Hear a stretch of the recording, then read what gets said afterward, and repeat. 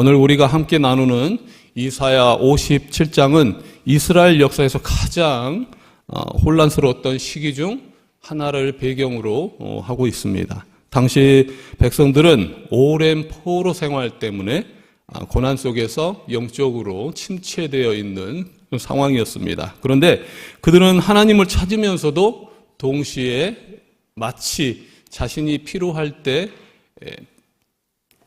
취급하는 그러한 우상처럼 생각하고 있었다는 거야. 하나님을 진정으로 경외하기보다는 당장 내 앞의 문제를 해결해주는 수단과 도구로 생각하고 있었다는 것입니다.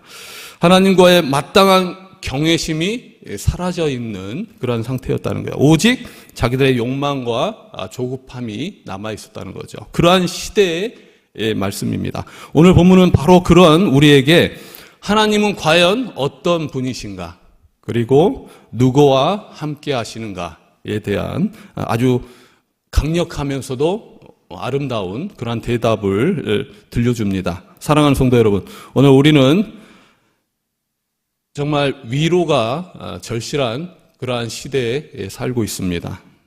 주변을 둘러보면은 저마다 삶의 무게가 만만치 않습니다. 각자의 삶을 살아가면서 또 그만의 무게를 가지고 살아간다는 거죠. 직장과 가정에서 또 사업의 현장에서 혹은 건강 때문에 또 여러 가지 무거운 짐을 들고 그렇게 살아가고 있다는 것. 그래서 우리는 간절히 기도합니다. 하나님, 제 곁에 항상 있어 주세요. 함께 하여 주세요. 제 아픔을 알아주세요.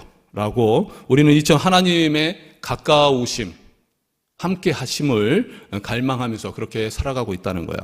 하나님은 우리를 사랑하시며 우리와 늘 함께 하시는 분이십니다. 그것은 명확하죠. 하지만 우리가 간절함 속에 놓치고 있는 아주 중요한 사실이 있다는 거예요. 바로 우리가 찾는 그 하나님이 가까이 계시지만 얼마나 위대하고 높은 분인지 그것에 대한 감각, 우리의 감각, 거룩한 거리감을 상실해버린 건 아닌가, 그러한 시대에 살고 있는 건 아닌가, 우리가 한번 생각해 봐야 된다는 거죠. 당시 이스라엘 백성들도 그랬습니다.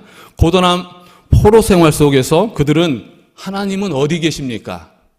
그러한 원망 섞인 질문을 하고 살아갔습니다. 그러면서도 한편으로는 하나님을 언제든지 끌어올 수 있는 그런 분으로 생각했다는 거예요. 하나님을 진정으로 경외하는 마음과는 거리가 있는 그때 시대 상황이었다는 거죠. 우리가 예배할 때 그리고 기도할 때 오늘날 우리의 모습을 한번 살펴봤으면 좋겠습니다. 우리는 기도의 자리에서 하나님을 얼마나 높은 분으로, 위대한 분으로 바라보고 있는 것일까? 경외하는 마음으로 바라보고 있는 것일까? 혹시 모르는 사이에 하나님께서는 내 필요를 채워주시는 분으로, 언제든지 소환할 수 있는 분으로 생각하고 있는 것은 아닐까? 그리고 내 기도에 언제나 응답하셔야 하는 분으로 생각하고 있는 것은 아닐까? 하나님은 우리를 위해서 예수 그리스도를 보내주셨습니다. 그 거룩한 이름에 예수 그리스도를 보내주셨어요. 누구나 그 이름의 권세로 하나님 앞에 나아갈 수 있는 은혜의 시대에 살고 있습니다. 그러나 그것은 당연한 것이 아니라는 거예요. 하나님을 향한 경외의 마음보다 우리가 간절한 바람이 더 앞서고 있다면 우리의 신앙은 본질에서 벗어나 있는지도 모릅니다. 오늘 말씀을 통해서 우리가 잃어버린 하나님의 위엄을 회복하기를 바랍니다. 그분이 진정 어디에 거하시는지 또 깨닫는 시간이 되기를 소망합니다. 본문은 하나님의 본질을 세 가지로 표현하고 있어요. 이것은 우리가 하나님 앞에 설 때 가져야 할 가장 기본적인 자세입니다. 첫 번째는 하나님은 지극히 존귀하신 분이시라는 거예요. 아멘. 하나님은 이 세상의 일부나 이 세상의 과정이 아닙니다. 하나님은 세상을 창조하셨고 심판하실 수 있어요. 그리고 구원하시기 위해서 우리가 구별할 수도 있다는 거예요. 지극히 존귀하다는 것은 하나님의 모든 피조물 위에 압도적으로 존재하고 계시다는 거예요. 우뚝 솟아 계심을 말하는 거예요. 세상의 권력, 부, 명예 다 합친다 할지라도 하나님의 영광에 비하면은 이만한 먼지에 불과하다는 거죠. 그만큼 존귀한 분이 하나님이시라는 것. 우리는 대통령을 만나려 해도 자격을 갖추고 엄격한 절차를 밟아야 합니다. 하물며 온 우주의 창조자이시고 또 하나님 앞에 우리는 어찌 그러한 조그만 정말 먼지 같은 존재가 나갈 자격이 있을 수 있겠습니까? 루터는 하나님의 위엄 앞에 선 우리의 인간 상태를 우리도 알고 있지만 코람데오라고 했습니다. 즉 하나님의 면전에서 느껴지는 그 앞에서의 전율을 표현한 거예요. 하나님은 우리가 함부로 다룰 수 있는 분이 아니라 엎드려 경배하고 예배를 드려야 되는 그러한 지존하신 분이시라는 거예요. 그리고 두 번째는 하나님은 영원히 거하시는 분이시라는 것입니다. 아멘. 네. 인간은 시간의 지배를 받습니다. 그래서 언제나 유한한 존재라는 거죠. 우리는 어제를 붙잡지 못하고 내일 또한 알지 못합니다. 야고보서의 고백처럼 잠깐 보여지다 사라지는 안개와 같은 거예요. 바람이 불어보면 안개는 사라져버립니다. 그러한 존재라는 거예요. 그러한 인생을 우리는 살아가고 있습니다. 하지만 하나님은 시간 밖에 계시는 분이시라는 거예요. 1000년이 하루 같고 하루가 1000년 같은 그러한 분이시라는 거죠. 우리는 아주 유한한 존재입니다. 그래서 우리가 이러한 영원한 존재인 하나님께 매달릴 때 정말 영원하신 하나님의 시선으로 우리가 가지고 있는 이 문제를 바라볼 때 우리는 어쩌면 조급함을 해소할 수 있어요. 그리고 그 하나님에 매달릴 때 더욱더 편안함으로 나아갈 수 있다는 것. 그 커다란 하나님을 생각하면 더 편안함으로 나아갈 수 있다는 거죠. 마치 파도가 치고 있습니다. 그러나 깊은 심연에서는 고요한 것처럼 우리가 하나님을 만약에 영혼의 하나님을 붙잡고 있다면 어떤 문제 앞에서도 편안을 느낄 수 있다는 거예요. 마지막으로 세 번째는 거룩하다 이름하시는 분이시라는 것입니다. 거룩은 단순히 도덕적으로 깨끗하다는 뜻이 아니에요. 완전히 구별됐다는 뜻입니다. 하나님은 우리와 완전히 다르신 분이시라는 거예요. 하나님의 생각은 우리의 생각보다 높고 우리의 길은 하나님의 길과는 완전히 다릅니다. 죄로 얼룩진 인간과 거룩하신 하나님의 사이에는 인간의 힘으로는 건널 수 없는 정말 깊은 간격이 있다는 거죠. 그런데 그 거룩함은 우리에게 두 가지 마음을 동시에 줍니다. 하나는 두려움과 또한 절망입니다. 하나님, 그 거룩한 하나님과 구별되었다는 생각은 우리에게 두려움과 또한 절망을 준다는 거예요. 우리의 힘으로는 그 거룩하신 하나님께 이룰 수가 없습니다. 우리의 노력으로는 할 수 없다는 거예요. 그래서 두렵고 그래서 절망스럽다는 거예요. 그러나 동시에 또 소망을 줍니다.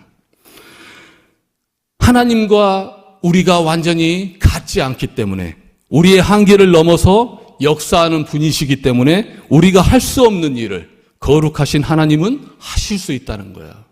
그래서 우리는 소망을 가질 수 있다는 거죠. 그래서 우리는 우리의 능력이 아니라 하나님의 거룩하심을 바라보면서 소망을 붙잡게 되는 거예요. 출애굽기 3장에서 모세가 타지 않는 가시떨기 나무 불꽃 가운데에서 하나님을 만났을 때를 우리는 기억하고 있습니다. 하나님은 모세에게 가장 먼저 무엇이라고 말씀했습니까? 다 같이 한번 읽어봤으면 좋겠어요. 하나님이 이르시되 이리로 가까이 오지 말라. 내가 선 것은 거룩한 땅이니 내 발에서 신을 벗으라. 하나님과 사람의 거룩함의 차이는 떨기나무가 불에 타지 않는 것과 같습니다. 그게 무슨 뜻입니까? 이 세상에서 불에 타지 않는 나무는 없을 것입니다. 다 모든 나무는 불에 탄다는 거예요. 그것이 바로 자연의 법칙이라는 거죠. 그런데 출애굽기에서 모세가 본 떨기나무는 불이 탔음에도 불구하고 타지 않았습니다. 인간의 상식으로는 도저히 설명할 수 없는 거예요. 바로 그 차이입니다. 하나님의 거룩하심과 인간의 차이는 인간의 노력으로 절대 다가갈 수 없는 구별된 거룩함이라는 거예요. 사람이 아무리 노력해도 하나님과 같은 거룩함에 이룰 수는 없습니다. 그래서 하나님 앞에 서게 된 모세에게 하나님은 이렇게 말씀하십니다. 내 발에서 신을 벗으라. 신을 벗는다는 것은 단순한 행동이 아니에요. 그것은 자신의 권리와 자존, 그것을 모두 내려놓는 거예요. 하나님의 거룩함 앞에 압도되어서 이루어진 태도입니다. 우리가 하나님 앞에 나아갈 때 가장 먼저 필요한 것이 바로 이러한 태도라는 거예요. 내 계획과 내 자아의 신을 모두 벗어버리는 거예요. 내가 가지고 있는 모든 의지를 내려놓는 거예요. 내 뜻이 아니라 하나님의 뜻에 그 신발을 모두 내려놓는 것이요. 하나님의 거룩하심을 인정하시는 것입니다. 여기에 오늘 말씀의 핵심이 있다는 거예요. 여기서 하나님의 모세를 만나 주셨다는 것입니다.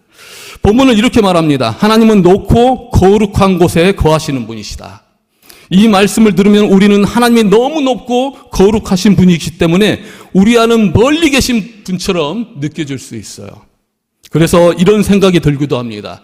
그렇게 높으신 하나님이 과연 나 같은 사람에게 관심이 있을까? 나와 함께 하실까? 나의 기도를 들어주실까? 그런데 바로 그 다음 구절에서 놀라운 반전이 등장한다는 거예요. 본문 이사야 57장 15절의 중반절을 한번 읽어보겠습니다. 시작. 통회하고 마음이 겸손한 자와 함께 있나니. 아멘. 높고 거룩한 곳에 계시는 하나님이 의의 장소에 거하신다고 말하고 있어요. 바로 통회하고 마음이 겸손한 사람의 마음속입니다. 마치 80세가 될 때까지 광야 생활을 통해서 낮아질 대로 낮아진 모세를 하나님께서는 떨기나무에서 만나 주셨습니다. 그 바로 낮아진 자리에서 만나 주신 거예요. 그곳에 하나님께서 거하신다는 거죠. 이것은 거룩한 역설이에요. 하늘 가장 높은 보좌에 계신 하나님이 동시에 가장 낮은 곳에서 거하신다는 사실이에요. 겸손하고 통회한 자의 마음속에 거하신다는 것입니다. 하나님은 어느 한 곳에서 다른 곳으로 이동하시는 분이 아니십니다. 온 우주를 다스리시는 통치자로 높이 계시면서도 또한 동시에 우리의 마음 깊은 곳에서 예수 그리스도를 영접하고 그 낮아진 마음으로 겸손하고 항상 회개하며 통회하며 나아가는 성도들의 마음속에 거하시는 신비로운 하나님이시라는 거예요. 믿으십니까? 그런데 하나님은 아무 마음에나 거느신 것이 아니라 통회하고 또한 겸손한 마음에 거하신다. 오늘 본문은 말하고 있어요. 통회를 뜻하는 것은 가루가 되도록 으깨진 상태를 말합니다. 적당히 후회하고 반성하는 마음이 아니라 자아가 완전히 뒤집혀진 상태, 완전히 으깨어진 상태를 말하는 거예요. 하나님은 강한 마음, 스스로 증명하는 마음에는 머물러 있지 않습니다. 오히려 부서진 틈 사이로 은혜를 구하는 마음, 그러한 마음에 심령이 가난한 마음에 임하게 된다는 거예요. 깨진 그릇이어야 그 안으로 하나님의 긍휼이 스며들 수 있기 때문입니다. 겸손은 자신의 위치를 정확히 하는 것입니다. 내가 숨쉬고 생각하는 모든 것이 주님의 은혜입니다. 이때까지 살아온 모든 것이 주님의 은혜였습니다. 제 힘으로 한 것은 하나도 없습니다. 이것이 바로 하나님을 인정하는 겸손이라는 거예요. 겸손한 사람은 자기 공로를 자랑하지 않고 남을 무시하지 않으며 끊임없이 하나님의 뜻을 묻고 낮아진 자세로 나아간다는 거예요. 누가복음 18장에 보면 성전에서 기도하는 두 사람이 있었습니다. 한 사람은 바리새인이었습니다. 그는 스스로를 지극히 높이려 한 사람이었다는 거예요. 그는 서서 따로 기도하며 이렇게 말했습니다. 하나님이여, 나는 다른 사람들 곧 토색, 불의, 간음을 하는 자들과 같지 아니하고 이 세리와도 같지 아니함을 감사하나이다. 그는 자신의 금식, 11조, 도덕적 우월감을 나열했습니다. 그의 마음은 이미 자신의 의로 가득 차 있었다는 거예요. 하나님이 들어갈 자리가 없었다는 거예요. 하나님이 비집고 들어갈 틈이 조금도 없었습니다. 그 자리에는 자신의 의로 가득 차 있었기 때문이에요. 반면에 멀리 서서 감히 눈을 들어서 하늘을 쳐다보지 못하는 그러한 가슴을 치는 세리가 있었습니다. 그는 말했어요. 하나님이여, 불쌍히 여겨주시옵소서. 나는 죄인이로소이다. 우리는 누구나 죄인이에요. 그리고 하나님 앞에서 누구도 비교 대상이 되지 않습니다. 이것이 바로 오늘 본문이 말하는 통회하고 겸손한 마음이라는 거예요. 그는 자신의 의가 가루처럼 정말 통회하면서 가루처럼 으깨어진 사람이었습니다. 낮아질 대로 낮아진 하나님 앞에 정말 낮아질 대로 낮아진 겸손의 사람이었다는 거예요. 그런데 예수님은 이렇게 결론 내리고 있습니다. 누가복음 18장 14절에서 이렇게 말씀하시고 계시다는 거예요. 다 같이 한번 읽어보겠습니다. 내가 너희에게 이르노니 이에 저 바리새인이 아니고 이 사람이 의롭다 하심을 받고 그의 집으로 내려갔느니라. 여기서 이 사람이 누구입니까? 바로 세리라는 거예요. 하나님은 왜 세리와 함께 하셨습니까? 하나님은 자기 의로 가득 찬 사람의 마음속으로는 들어갈 수 없었기 때문이요. 나는 옳다. 내 계획대로 되어야 한다. 고집하는 마음은 하나님을 밀어낸다는 거예요. 하지만 통회하고 겸손하여서 텅 비어진 마음에게는 하나님의 임재가 임하게 되는 최고의 성전이 된다는 뜻입니다.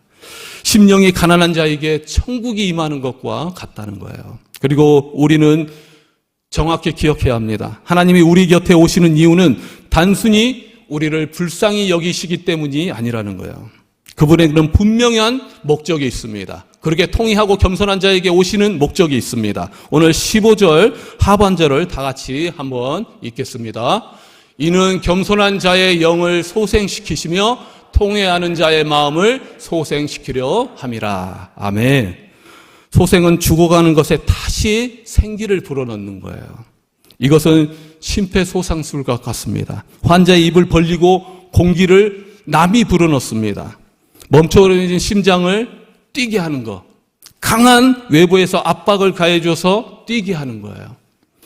자신의 힘으로 자신을 소생시킬 수 없습니다. 그러나 하나님은 하실 수 있다는 거예요. 아무리 스스로 위로한다고 해도 살아나는 것이 아닙니다. 회복의 주체는 바로 전적으로 하나님께 있다는 거예요. 그런데 그 하나님이 겸손하고 통의한 자에게 찾아오셔서 소생시켜 주신다는 사실이에요. 우리는 흔히 환경이 바뀌면 살 것 같다고 말합니다. 돈 문제가 해결되면 살 것 같습니다. 자녀가 정신을 차리면 살 것 같습니다. 병이 나으면 다시 힘을 낼 것 같습니다. 이렇게 말하곤 합니다. 그런데 하나님의 방식은 외부가 아니라 오늘 본문의 말씀에서 보면 내면으로부터 시작하고 있다는 거예요. 하나님은 먼저 우리의 영과 마음을 소생시켜 주시는 거예요. 환경은 여전히 광야 같고 포로 생활처럼 느껴질 수 있습니다. 그러나 하나님을 향한 신뢰를 통해서 우리들은 다시 살아날 수가 있다. 그게 스스로 바탕으로 인해서 다시 살아날 수 있다는 거예요. 메말랐던 가슴에서 감사가 터져나오기 시작합니다. 그리고 참된 소생의 삶이 시작되는 거예요. 속사람이 강건해지면 어떤 환경에서도 이겨낼 힘이 생기는 거예요. 하나님을 향해서 다시 숨쉬기 시작할 때 우리는 어떤 폭풍 속에서도 흔들리지 않는 강한 그러한 평안을 누리게 된다는 거예요.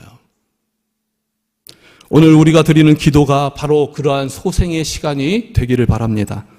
기도는 하나님의 임재라는 산소를 공급받는 멈췄던 영혼이 다시 숨쉬는 그러한 시간이라는 거예요. 사람이 물속에서 오래 숨을 참고 있다가 물 위에 올라오게 되면 어떻게 해야 됩니까? 가장 먼저 하는 일은 숨을 크게 들어 쉬는 거예요. 그것처럼 우리는 세상 속에 살아갑니다. 세상의 물 속에 살아가는 거예요.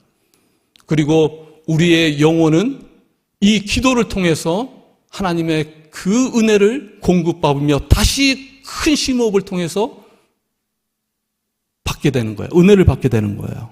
다시 소생할 수 있게 되는 것입니다. 세상에 머물던 우리가 하나님 앞에 우리 자신을 내려놓고 겸손과 통의로 나아가는 그러한 시간이라는 거예요. 그리고 하나님께서는 그 임재를 통해서 우리에게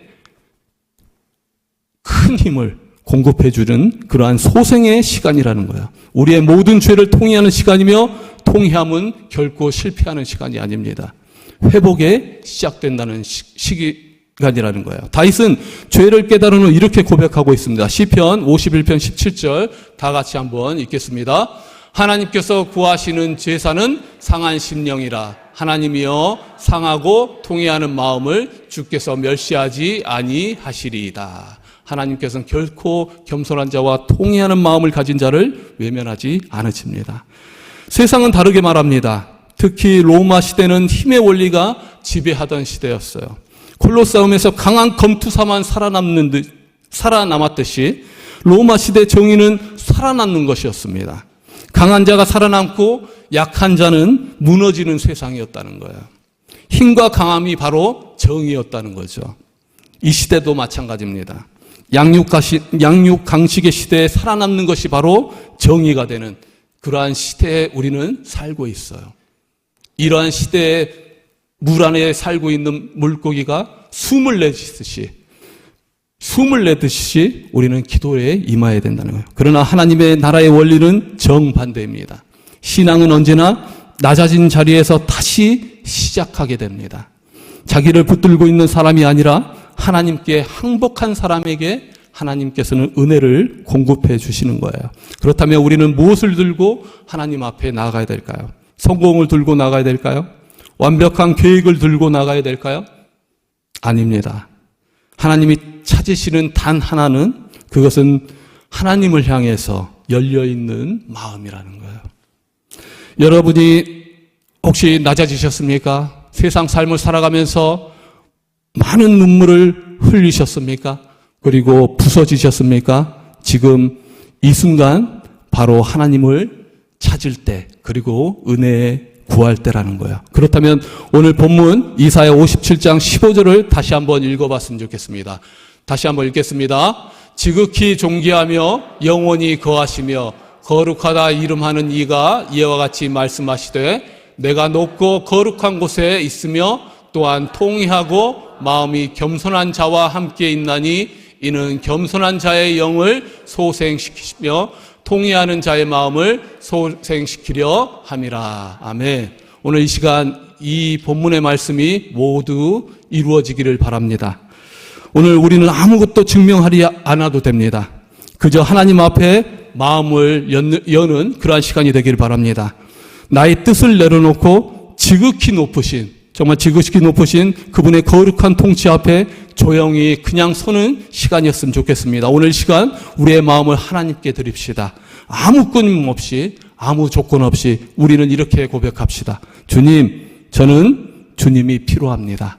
이 고백 위에 하늘의 평강이 임하고 또 소생의 은혜가 흐르고 그 어떤 것도 빼앗아 갈 수 없는 하나님의 사랑이 여러분의 심령 깊은 곳에 뿌리내기를 주님의 이름으로 간절히 축원합니다.